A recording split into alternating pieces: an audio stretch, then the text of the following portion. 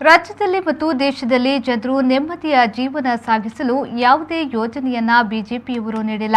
ಸರ್ಕಾರದ ಯೋಜನೆಗಳು ಜನಸಾಮಾನ್ಯರಿಗೆ ಅನುಷ್ಠಾನಕ್ಕೆ ಬರುವಂತೆ ಇರಬೇಕು. ಇವರ ಆಡಳಿತ ಗಮನಿಸುವಾಗ ಅಗ್ಲಿ ಬಾರ್ ಅಂತ್ಯ ಸಂಸ್ಕಾರ್ ಎನ್ನುವಂತಾಗಿದೆ ಎಂದು ಶಾಸಕ ಯುಟಿ ಖಾದರ್ ವ್ಯಂಗ್ಯವಾಡಿದರು. ಅವರು ಮಂಗಳೂರಿನ ಜಿಲ್ಲಾ ಕಾಂಗ್ರೆಸ್ ಕಚೇರಿಯಲ್ಲಿ ಸುದ್ದಿಗೋಷ್ಠಿ ನಡೆಸಿ ಮಾತನಾಡಿ, 2 ಡೋಸ್ ತೆಗೆದುಕೊಂಡವರು ಯಾವುದೇ ರಾಜ್ಯಕ್ಕೆ ಹೋಗಬಹುದು ಎಂದು ಸುಪ್ರೀಂ ಕೋರ್ಟ್ ಹೇಳಿದೆ. ಆದರೆ ಕರ್ನಾಟಕ ಸರ್ಕಾರ ಕೇರಳದವರನ್ನ ಬರಲು ಬಿಡುತ್ತಿಲ್ಲ. ಈ ವಿಚಾರದಲ್ಲಿ ಜನಪ್ರತಿನಿಧಿಗಳ ಜೊತೆ ಚರ್ಚಿಸಿ ಸೂಕ್ತ ನಿರ್ಧಾರಕ್ಕೆ ಬರಲು ಜಿಲ್ಲಾಡಳಿತಕ್ಕೇನು ಸಮಸ್ಯೆ? ಗಡಿಭಾಗದ 2 ಜಿಲ್ಲಾಧಿಕಾರಿಗಳು, ಆರೋಗ್ಯಾಧಿಕಾರಿಗಳು ಕುಳಿತು ಚರ್ಚಿಸದೆ ಸಮಸ್ಯೆ ಬಗೆಹರಿಯುವುದಿಲ್ಲ. 108 ಆಂಬ್ಯುಲೆನ್ಸ್ಗೆ ಚಾಲಕರು, ನರ್ಸ್ಗಳಿಲ್ಲದೆ ಬಳಕೆಗೆ ಸಿಗುತ್ತಿಲ್ಲ. ಮುಖ್ಯಮಂತ್ರಿಯವರೇ ಜಿಲ್ಲೆಗೆ ಬಂದು ಅನುದಾನ ಬಿಡುಗಡೆ ಬಗ್ಗೆ ಹೇಳಿದ್ರು. ಇನ್ನು ಅನುಷ್ಠಾನಕ್ಕೆ ತಂದಿಲ್ಲ.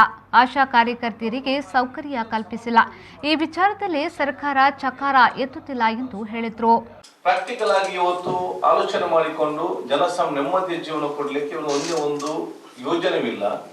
ಹಿಂದೆ ಮಾಡಿದ ಯೋಜನೆ ಅನುಷ್ಠಾನ ಕೂಡ ಮಾಡ್ತಾ ಇಲ್ಲ. ಆಶಾ ವರ್ಕರ್ಸ್ ಇವತ್ತಿದ್ದಾರೆ.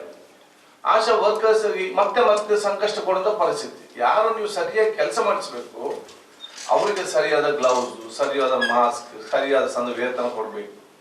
ಈಗ ಲಾಸ್ಟ್ ಟೈಮ್ ರೆವಿನ್ಯೂ ಡಿಪಾರ್ಟ್ಮೆಂಟ್ ಅಲ್ಲಿ ಏನು ಕೆಲಸ ಇತ್ತು, ಲಾಸ್ಟ್ ಟೈಮ್ ಎಜುಕೇಶನ್ ಡಿಪಾರ್ಟ್ಮೆಂಟ್ ಏನು ಕೆಲಸ ಇತ್ತು, ಇದನ್ನೆಲ್ಲ ತೆಗೆದು ಆಶಾ ಕಾರ್ಯಕರ್ತರಿಗೆ ಆಪ್ ಮುಖಾಂತರ ಕೊಟ್ಟಿದ್ದಾರೆ. 5 ಆಪ್ ಇದೆ, 5 ಆಪ್ಸ್. ಈ ಆಪ್ ಅನ್ನು ಡೌನ್ಲೋಡ್ ಮಾಡಿ ಇದನ್ನು ಸಮರ್ಪಕ ಯೂಸ್ ಮಾಡಲಿಕ್ಕೆ ಆಶಾ ಕಾರ್ಯಕರ್ತರ ಎಲ್ಲರ ಹತ್ರ ಅಂತ ಸ್ಮಾರ್ಟ್ ಫೋನ್ ಇದೆಯಾ?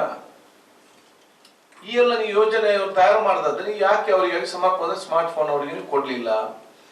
ಸುಪ್ರೀಂ ಕೋರ್ಟ್ ಸೆಂಟ್ರಲ್ ಗವರ್ಮೆಂಟ್ ಹೇಳ್ತದೆ 2 ಡೋಸ್ ಇದ್ದವರಿಗೆ ಯಾವುದೇ ರೀತಿಯಿಂದ ವಿತ್ ಪ್ರಿಕಾಷನ್ಸ್ ನಿಮ್ಗೆ ಅವಕಾಶ ಮಾಡಿ ಕೊಡ್ಬೋದು ಅಂತ ಹೇಳಿ.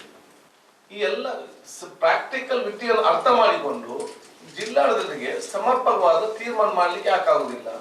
ಈಗ ಮಾಡುವಂತ SOP ಎಲ್ಲವೂ ಕೂಡ ಕ್ಲಿಯರ್ ಆಗಿ ವೈಲೇಷನ್ ಮಾಡಿದ್ರೆ ಅದನ್ನು ಹೇಗೆ ಆಕ್ಷನ್ ತಗೊಳ್ಬೇಕಂತ ಇವ್ರದ್ದು ಏನು ಕೂಡ ಇಲ್ಲ. ಸೊ ಯಾವ ಕೂಡ ಇವತ್ತು ಜನರಿಗೆ ನೆಮ್ಮದಿಯ ಜೀವನ ಮಾಡ್ಲಿಕ್ಕೆ ಒಂದೇ ಒಂದು ಯೋಜನೆ ಕೂಡ ಇವತ್ತು ಸರ್ಕಾರದಲ್ಲಿ ಇಲ್ಲ ಪರಿಸ್ಥಿತಿ ಆಗಿದೆ. ನಾನು ಹಿಂದೆ ಕೆಲವು ಅಗ್ಲಿ ಬಾರ್ ಅಮ್ಮರ ಸರ್ಕಾರ ಅಗ್ಲಿ ಬಾರ್ ಚೆನ್ನಾಗಿದ್ದು ಕೇಳಲಿಕ್ಕೆ. ಈಗ ಹೇಳ್ದಾಗ ಅಗ್ಲಿ ಬಾರ್ ಅಂತ್ಯ ಸಂಸ್ಕಾರ ಅಂತ ಹೇಳಿ ಬೇರೆ ಏನಾಗ್ಲಿಕ್ಕಿಲ್ಲ ಇಲ್ಲಂತ ಪರಿಸ್ಥಿತಿ ಎಲ್ಲೊಂದು ಪರಿಸ್ಥಿತಿ ಬಂದು ಮುಟ್ಟಿದ್ದೇವೆ.